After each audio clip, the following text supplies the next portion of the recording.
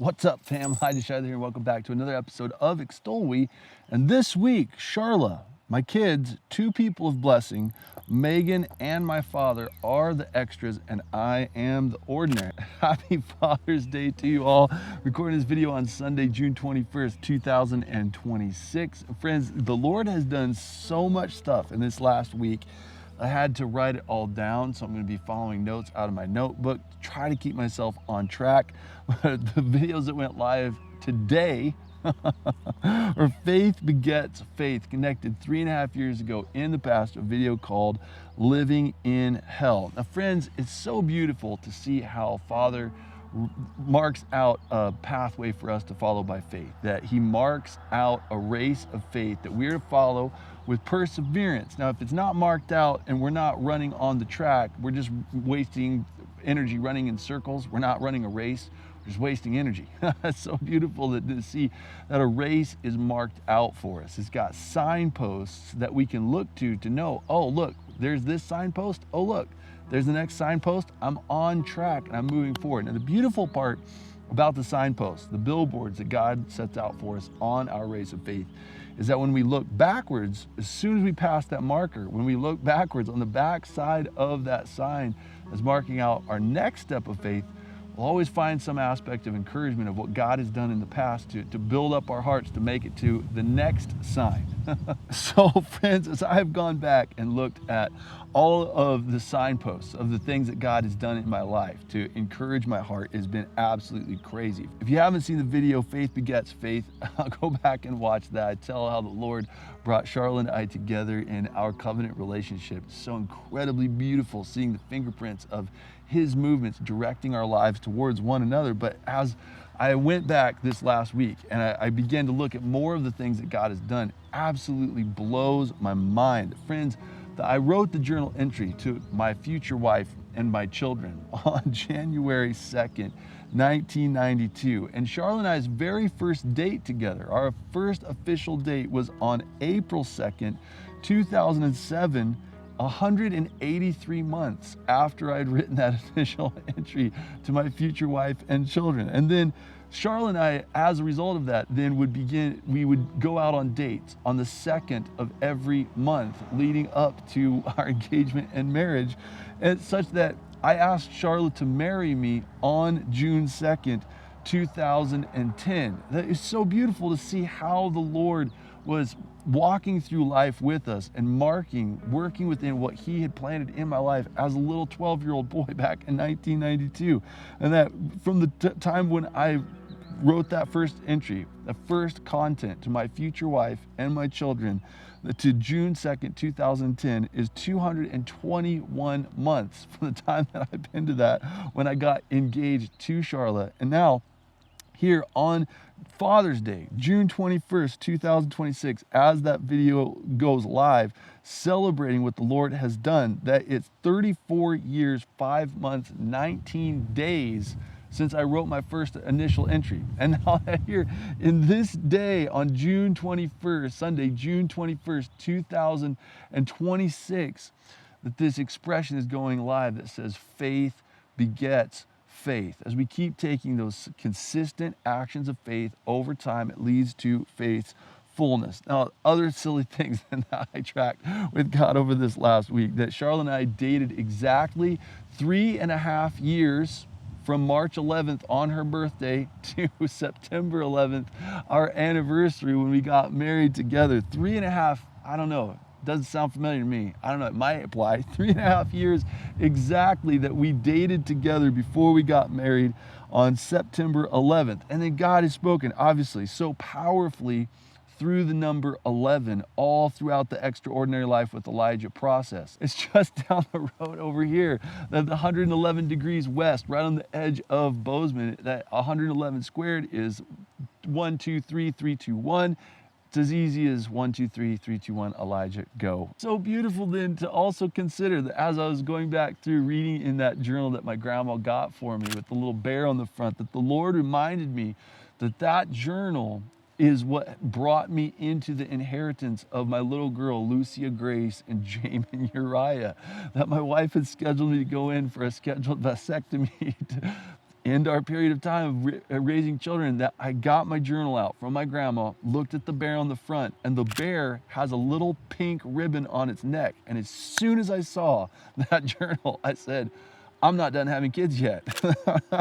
1 month later then that we found that we were pregnant for our little girl, that we lost her, but then that we found out we were pregnant with Jamie and Uriah. And now I have a greater inheritance in children as a result of the journal that my grandma got for me back in 1988. Friends, it's so incredibly beautiful to see how God has been growing my life forward in a faith that begets faith.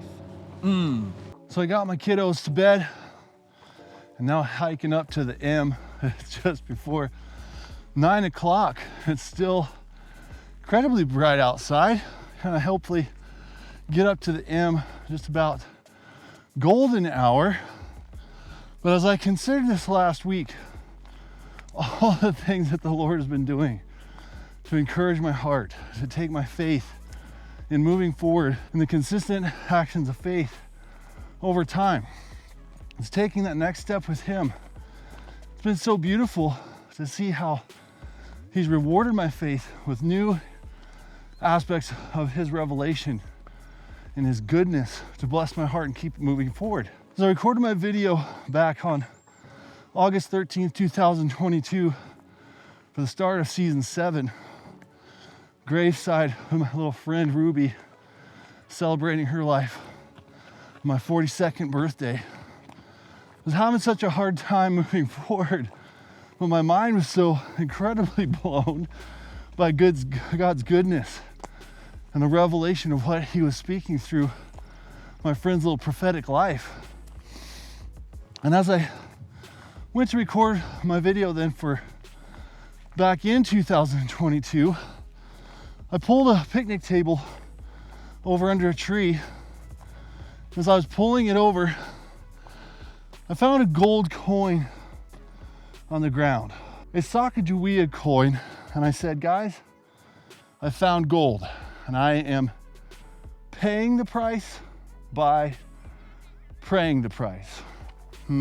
So on August 13th, 2022, my 42nd birthday, sitting graveside with Ruby May, little girl who had died and was prophesying to me with the destiny, the good works of her life, that on August 13th that I found a gold coin. And then 1,400 days later, on June 13th, an older man was wrestling for his life with Christ in being willing to surrender to accept the righteousness of Christ as his own. The next day in the early morning of Sunday, June 14th, that same man surrendered his life to Christ and came to life on Sunday, June 14th, in the early hours of the morning. The beautiful thing about that then is on Monday, June 15th, 2026, 120 days exactly, 4 months after the video that I produced for Little Miss Ruby May in the beginning of season 7, when it went live on Sunday, February 15th, 2026. 4 months later, 120 days, this older man who had came to life in Christ showed up at our Monday morning men's meeting with 6 silver coins in his pocket that the Lord had spoken to him that morning and said, I want you to grab this tube of silver $1 coins and I want you to take it to your men's group. He showed up to the men's group responding to the Spirit of the Lord, speaking to him on day 2 of his life in Christ, that he had come with the exact number of silver coins for the exact number of men sitting at the table. And he said, I want to fund your dreams, and this is the seed money to invest in them, to make them a reality. That's 1,400 days exactly from when I found my gold coin in the park. And I said, I am paying the price by praying the price. And after that video went live on February 15th, 2026, at the start of season 7, an older man who was brought to life walks into my life and says, here's seed money with a silver coin that will fund your dreams to make them a reality. On Friday, June 19th of this last week, I was then out in the backyard mowing, praying through all what the Lord has done this last week, listening again to faith begets faith, and celebrating that in that video, I said, the plans of God are impossible, and blessedly so, because if they were not possible, we'd soon forget him. That impossibility demands the presence of Spirit's presence in our life. And ensures that we depend upon him for his plans to be executed. Good evening. Good evening. And good evening.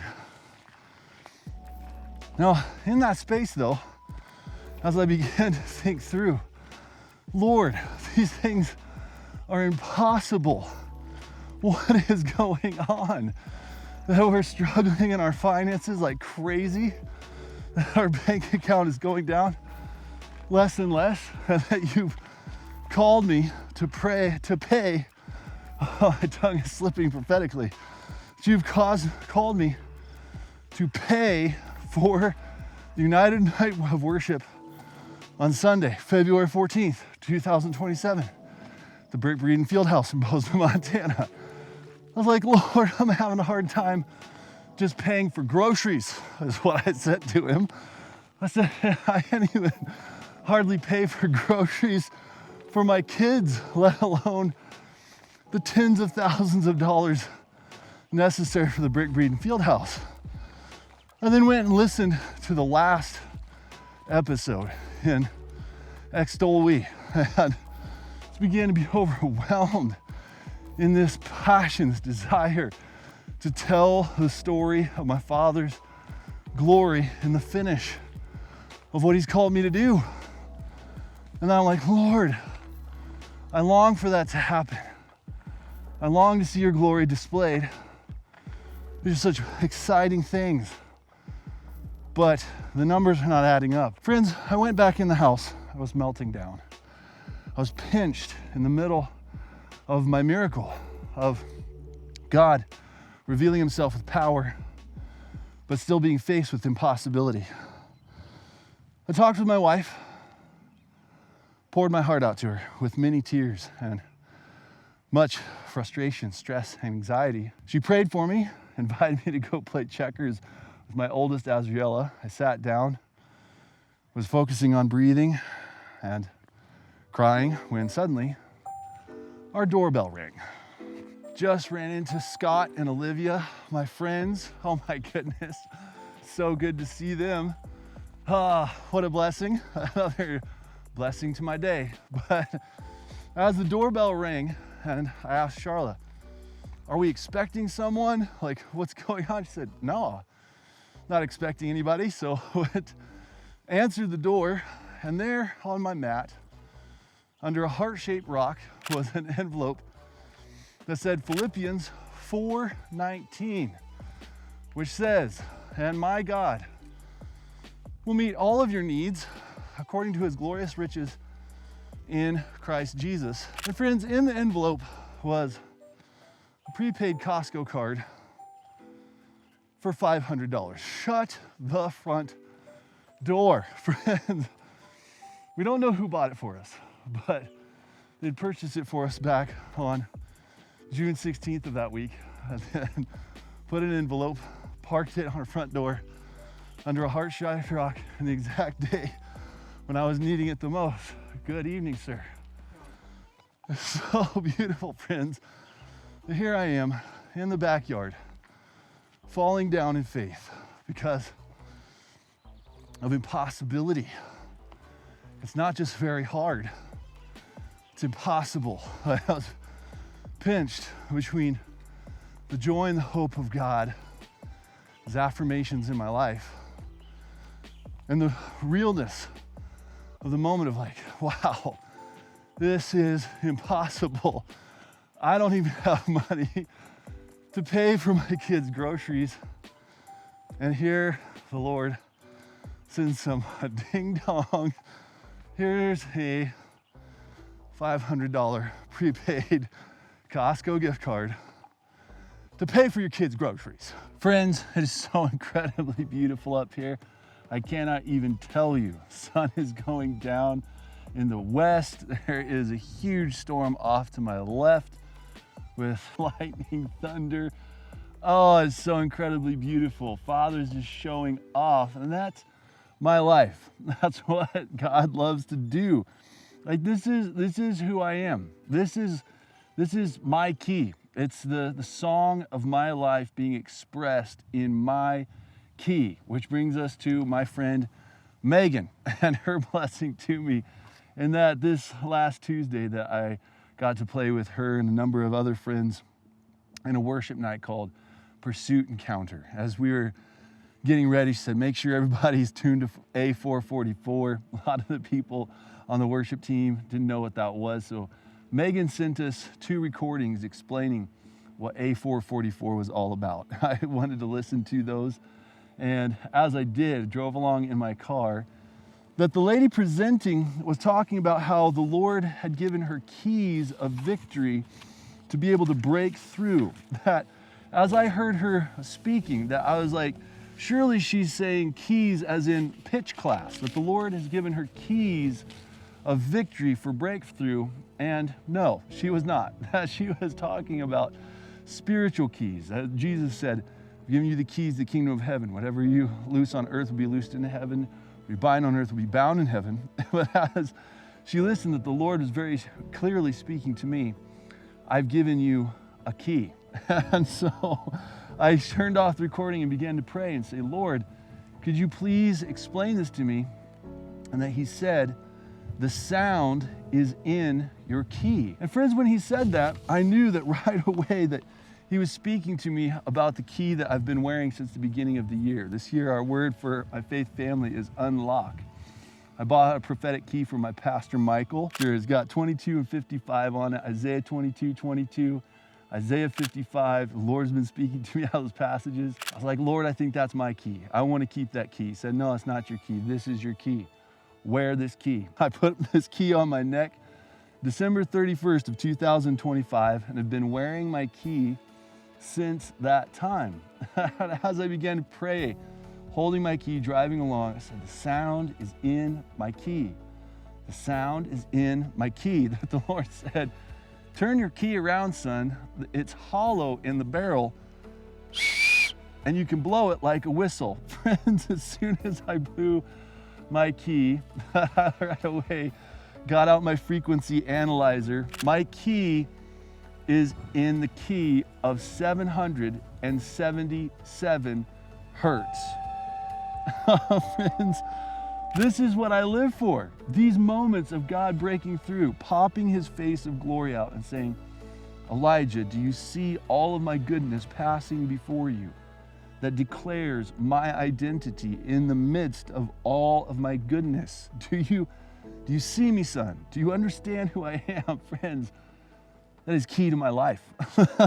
Not only so, but then as I found that key, it holds the tone 777 hertz, that he then said, Elijah, the things that I've called you to do, the sound is in your key. Your person unlocks these things with me. As you walk in the consistent actions of faith over time, that your faith is unlocking these things in me to put on display for the whole world to see. Not only are they in you, they're in you. You're the key. That they're in your key. The pitch range of what I'm doing, the song of your life, the song being sung in the sign language of my soul in spiritual surrender to God, it's in my bandwidth. I love to sing in this key. It fits the voice of my life. So friends, as I got home, ruminating on all these things with the Lord, pulled into my house, ran in, told my wife, went to shower so I could get to the worship night with my friend Megan, looked at my clock on my microwave in my kitchen. It was 4:44 p.m. Just stop it. Jesus, what are you doing? Please don't stop, because I love it. Friends, then the coup de grace of all coup de grace is then that I'd been watching my world meter with God, my population meter with him. And then I saw that coming up on June 21st, 2026, that we're getting ready to roll over 8.3 billion people. My friends, I calculated out when that would be, and then I saw that it was going to be on Saturday morning. I got up early, I sat in my chair, I got some coffee, I prayed, journaled, I watched my meter as it rose. It's my Dow Jones Industrial Average ticker tape of the expression of God's investing his image and likeness in the earth. And as I watched it roll up, that it was so beautiful to see that on Saturday, December 20th at 7:08 a.m., that it rolled over 8.3 billion people in the earth. The most people that have ever been on the earth at one time. It's so funny that I was praying like mad that it would be at 7:07, because 7:07 upside down backwards is LOL, laugh out loud. God is laughing out loud at the world of darkness that has said that they're going to triumph over my Father's plans. And at 7:08, after I had had a good laugh with my Father, he who sits in the heavens laughs, that it rolled over 8.3 billion people the day before Father's Day. Now, friends, why this is so incredibly meaningful to me and why I'm sitting up on the M here in Bozeman, Montana, is that 6 months ago, my friend Daniel, Christian, and I were sitting on Ore Mountain on the other side of this valley on December 21st, the shortest day of the year. We sat up on the mountain in the snow, in the wind, in the cold, wet, stoking a fire all through the night. 919 minutes of darkness and cold, being pursued by wolves. Friends, it was such an adventure. But sitting on the other side of the valley on Ore Mountain through the shortest day of the year, the shortest, darkest day of the year, praying, interceding for our valley, that God would release the more of heaven, joining the M on one side of the valley with the Ore on the other, and asking that God would release the more of heaven, revealing his person. That as we sat there in the night, waiting for the sunrise to come on this side of the valley, that 6 months in the future, that God knew on June 21st, the longest day of the year, on Father's Day, that he was going to flex in the earth with 8.3 billion expressions of his image and likeness. Dads always have their babies day one,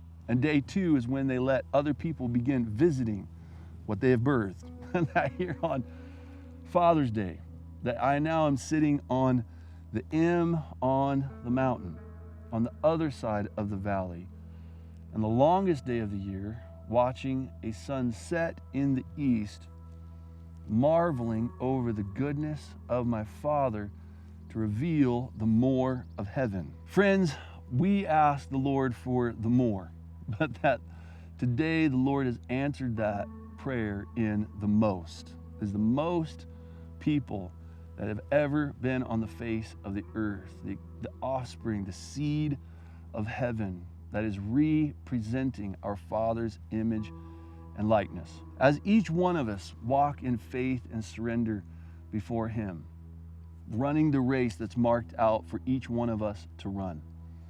That as I run this race with him, I keep passing all of the mile markers, passing all of the billboards, I keep pressing into this journey, that he is fulfilling his word to me time and time again, that as I serve to please his heart with the exercise of my gifts, releasing the song that is key to my life. As I release the song of heaven that God has placed within me in my key, as I do, it serves to please his heart and imparts grace to you that you might know the Father more. My encouragement to you is that you would speak with the Father about what it is that he's called you to do. As I met with my friend Scott and Olivia on the trail. They've been asking the Lord that question for a long time too. They've ventured out in faith to foreign lands, come back, and they feel like God is putting some signposts in their life and the things that the good works for their feet to follow.